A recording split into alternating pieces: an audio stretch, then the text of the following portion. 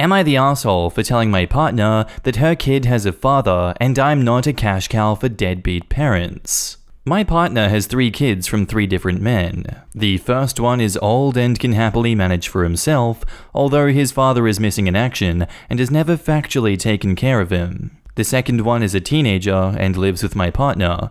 The father is a deadbeat man that has 4 other kids with I don't know how many women and financially is never helpful. The third one never had a father. He ran away when my partner got pregnant. I know, it's messy. I am a woman, and my partner has never before been in a lesbian relationship, but we're good. I have always said to her that I will help her as much as I can, but that she has absolutely nothing to worry about the youngest one because everything will be taken care by me and she does not have to endure the financial burden. That is not to say that I disregard the other 2, but I do everything for the youngest and that has always been the case. With time, I started to feel that I was not being respected and appreciated, and my goodwill was slowly becoming an expectation, especially with regards for the teen one. I told my partner many times that although I do not mind helping out, her other 2 kids have parents and it's not my fault if they're inadequate as such. We got into an argument the other night, and she told me that she wanted to open a private healthcare plan for the teen and asked me for the money. I told her that I did not see the benefit of it and that her health insurance that I pay for is already covering enough, adding that if she really wanted to, she should speak with the father, adding that it's not my job to make up for the fact that his father is inadequate. All hell broke loose, and she started at first accusing me of being controlling and not doing it because he's a boy, and then telling me that I have to accept his ex is the father of her child and I should not speak like that about him, adding how much of an ass that I am. Am I though? OP has offered the following explanation for why they think they might be the asshole. Taking care of one and not all 3 of her kids feels like an asshole thing to do. Bit of a weird one, but I don't think you're an asshole for not looking after all 3 of her kids. Just because you're in a relationship with her doesn't discredit the fact that she has 3 baby daddies that should be pulling their weight and they are not. And as you say, adding on to that, you're already doing a whole bunch for these people, plus you already have a healthcare plan that you're paying for. I think it's ridiculous that she wants to add another one on top of that and then force you to pay for it when there are other fathers not doing their jobs here. I'm gonna go not the asshole for this one.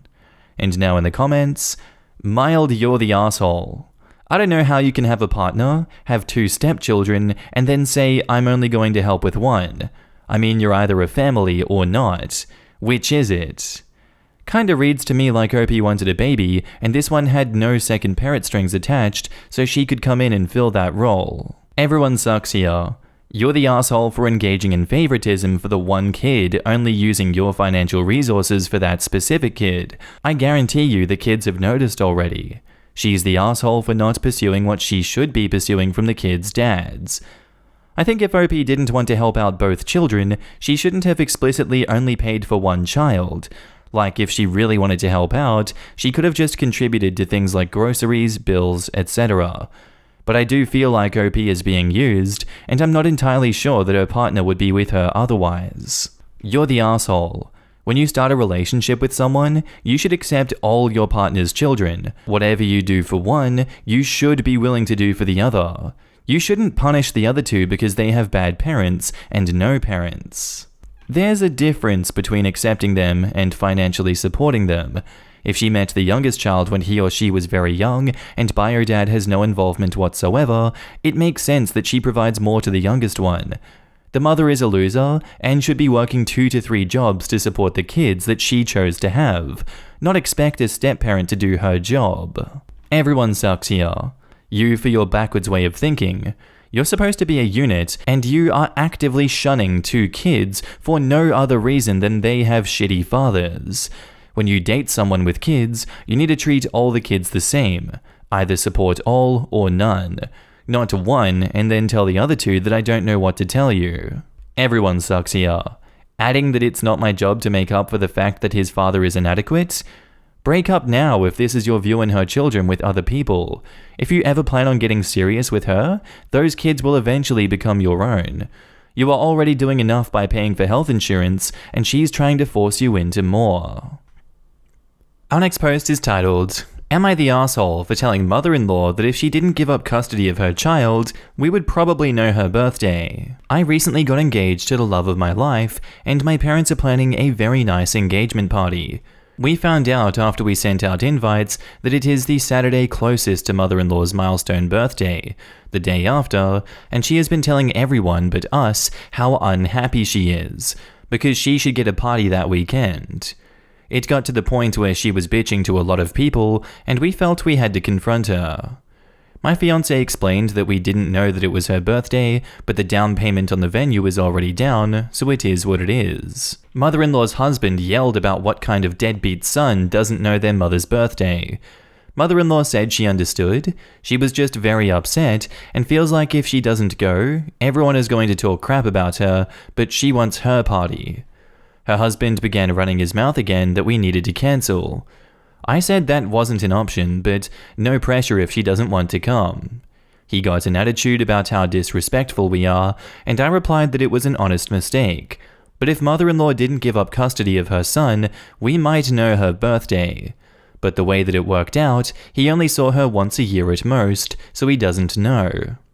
Mother-in-law immediately grabbed her husband and walked out. Well, kind of dragged him out, and now I'm banned from their house, and her husband has been saying truly awful, disgusting things about me. I get that it's a sensitive subject, because mother-in-law lived in a country where abortion was illegal and birth control existed but was hard to get. She just disappeared one day, and I do have empathy, but at the same time, that is why we don't know her birthday. And edit to be clear, mother-in-law did not want us to throw her a party, she was throwing her own. OP has offered the following explanation for why they think they might be the arsehole. I brought up her giving up custody, when I understand that her life isn't fair and it was a hard situation to be in. That is obviously a sensitive topic, and her husband did not react well. I think everyone sucks here for this one. I feel like you went a bit too hard on her, but I can understand her reaction also, even though I don't think it's entirely justified. Her husband definitely should have kept his composure and not just continually run his mouth like he did. I feel like in the heat of the moment, not everyone has the composure to just say, well, it's an honest mistake. If mother-in-law didn't give up custody of her son, we might know her birthday. And yes, it's further complicated by the fact that you only see her once a year at most. I think everyone needs to cut each other some slack here, but I think everyone devolved into petty arguments. I'm gonna go everyone sucks here. Now in the comments, everyone sucks here. It's unkind and presumptuous of you to assume that your mother-in-law just gave up her son. There's a lot that goes into those situations. I doubt it's something that she's felt 100% okay about, especially since she's trying to have a relationship with him later in life. If mother-in-law wanted a party, she should have said something sooner. Asked what your plans for her birthday would be, if anything. Something. She's still a stranger in a lot of ways to your fiancé, and especially to you. Your fiancé is taking care of the most important person in his life, which is you. He's not a mind reader, and she's very entitled to believe that a party being thrown by someone else for you has anything to do with snubbing her in any way. Make no mistake, the biggest asshole here is the mother-in-law's husband. He has literally no business talking to anyone the way he was. He should absolutely have kept his feelings to himself and whined in the car. He's the escalator of this situation, the main aggressor. He turned your mother-in-law away from coming to an understanding and choosing pettiness instead. I think everyone sucks here, given that she's clearly in your husband's life now. I would have stuck with having him, not you, explain that he didn't know that it was her birthday. If he wanted to explain about that because of her not having custody or being in his life much, it is his place to do so, but it's not yours. Given that your mother-in-law and her husband treat you contentiously to begin with, you should just let your fiancé deal with his side of the family. They are also the assholes for not just accepting you to explaining that you didn't know her birthday and then behaving poorly about it, instead of just bowing out or coming anyway and just doing birthday stuff a different day. I'm stuck between not the asshole and a really soft version of everyone sucks here.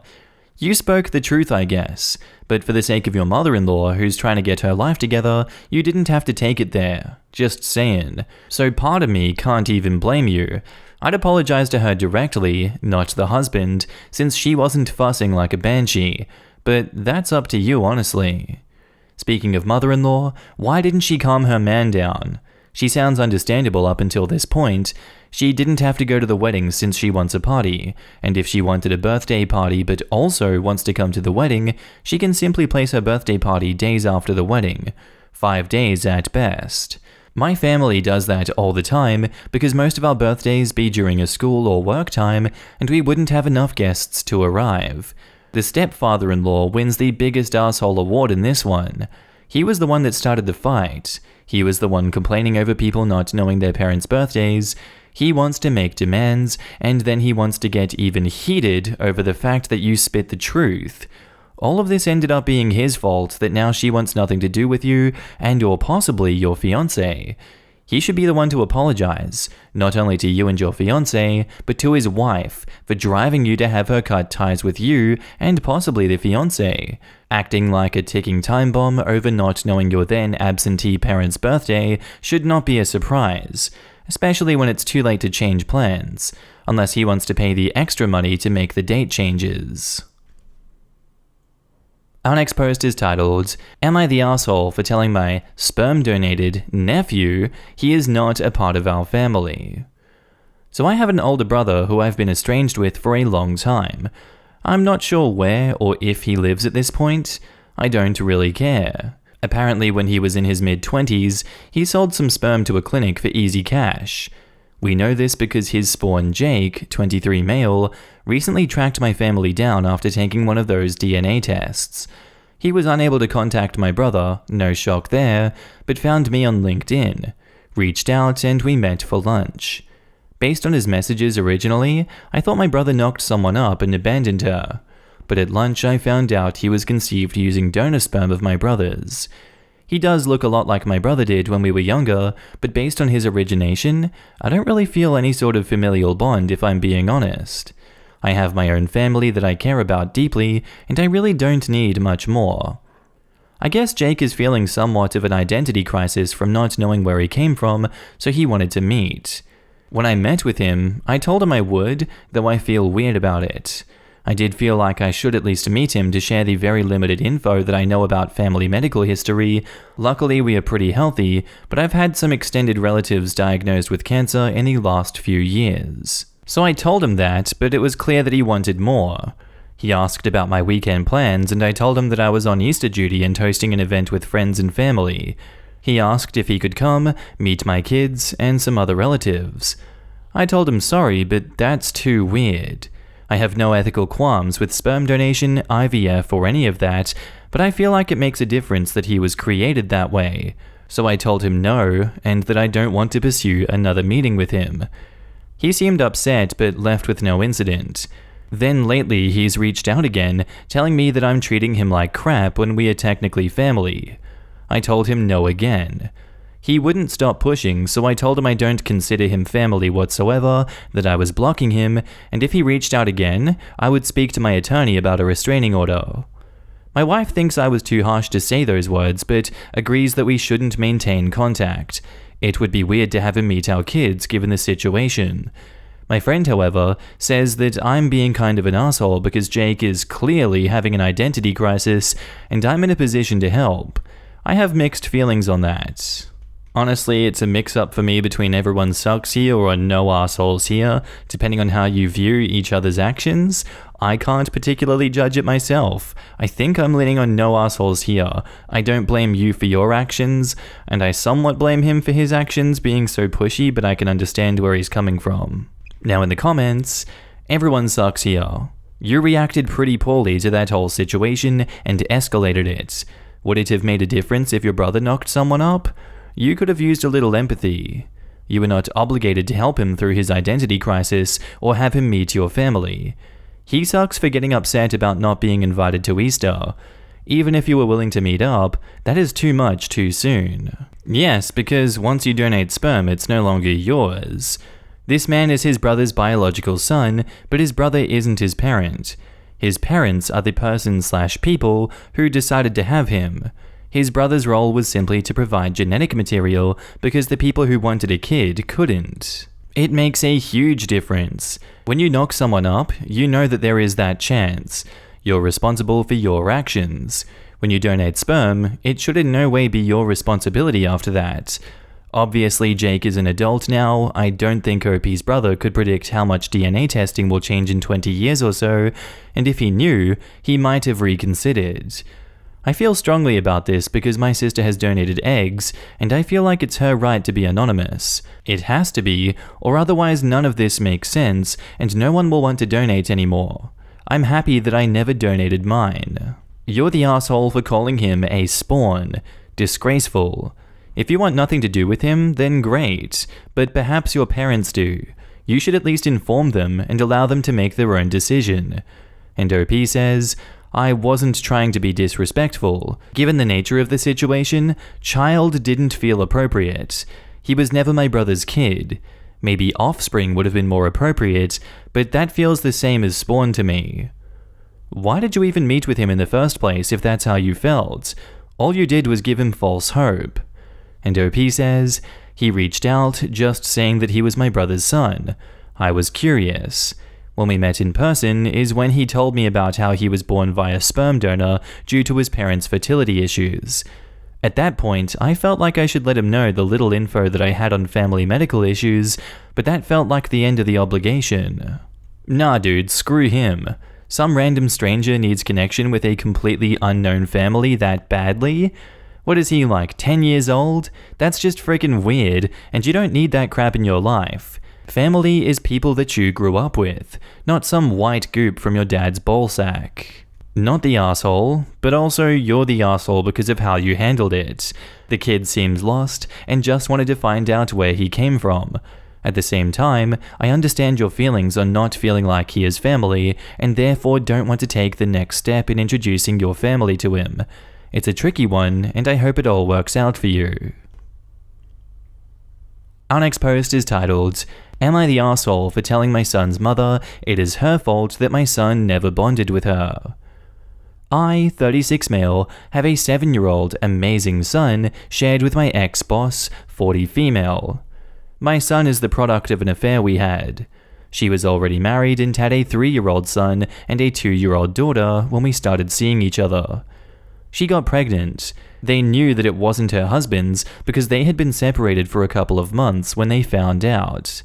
Her husband threatened to file for divorce if she kept the baby, and as they have a business together and didn't want to lose everything, we agreed that I would have the baby full time. I've been a single dad all this time, she has supported me a lot, and even if my son is forbidden in her house by her husband, she tries to be present in our son's life. She comes to see him like 2 times a month, sometimes calls me to let me know that she'll pick him up from school to take him to eat ice cream or something. She tries to compensate not being a proper mother, which are her words, with gifts, money, and toys. To be honest, I believe she loves him and tries to do her best, but my son barely sees her. My son is going to the same school as her kids. I went to pick my son up last Friday, and she was there to pick her children up. We started talking about an appointment Lucas, my son, will have with a pediatrician. When he came out from his classroom, he ran to me and then kissed me and hugged me, and he only said, "Hi, Mum," to her. She kissed him and then we left. She then called me to say how hurt she was because she thought, as Lucas hasn't seen her in a very long time, he was running to her. So I said, well, it's your fault, not Lucas's. He barely sees you. Of course he won't have the same bond with you as he does with me. You never try anything beyond the bare minimum. She called me the asshole for saying that it was her fault and reminded me that she has stepped up for him, and she also reminded me that she loves him as much as she loves her other kids. She also accused me of poisoning my son against her, which I don't. Her sister, a friend of mine, also called me the asshole for saying such a harsh thing when my son's mother was just expressing her concern. Now I feel kinda bad, but tell me, was it too far? Was I out of line? Man, I don't know enough about this situation to give a great judgment, but perhaps in this situation, she's not doing enough and she hasn't pulled her weight as a mother to get the reaction she wanted out of this child, which is undying love and affection. That is such a messy situation, and if she's not putting in the time to bond with your son as she hopes she is, she's not going to get that same love and affection in return. I'm gonna go not the asshole for this one. And now in the comments, everyone sucks here except Lucas. I can't look past the fact that you're bragging about your bond with your affair kid. Hello? You impregnated a married woman with children who happen to be your boss. Let's not pretend that we are Father of the Year material, okay? No, this is not an indictment on your son. He is the only innocent party in this story. It sounds, at least, that your affair partner is doing the best she can under the circumstances, as she's not allowed to have him in the home and you have the sole custody. And the fact that she hasn't been able to bond with Lucas isn't her fault. It is both your faults. You both made the decision to have an affair despite the fact that she is married with 2 kids. You both created this situation that made it very difficult for her to bond with Lucas, not just her. The way you keep presenting yourself as super parent is absolutely sickening. You are so proud of how much Lucas adores you, but let's see how he feels about you in a few years when he starts to understand how exactly he came into being. Because his father and mother decided to have an affair despite the fact that she is married, with children of her own, and that she was his boss at the time. But in the meantime, don't dislocate your shoulder patting yourself on the back for being such a great dad. Whoa, don't hurt yourself getting off your high horse there, buddy. Also, you're being as judgmental as someone who thinks they've never done anything wrong. He stated that the woman was separated from her husband. Typically, during this time, the spouses are free to do as they please in their personal lives unless otherwise agreed upon. Just because her husband had the reaction he did, doesn't mean that you know what they had arranged when they separated. You have no idea if he also had a relationship or relationships. You're assuming a lot here. Nobody in this situation knows if they're going to get back together or make this separation permanent, so you need to rein it in. Also, what kind of a man bans a child from his home that his wife conceived while on a separation?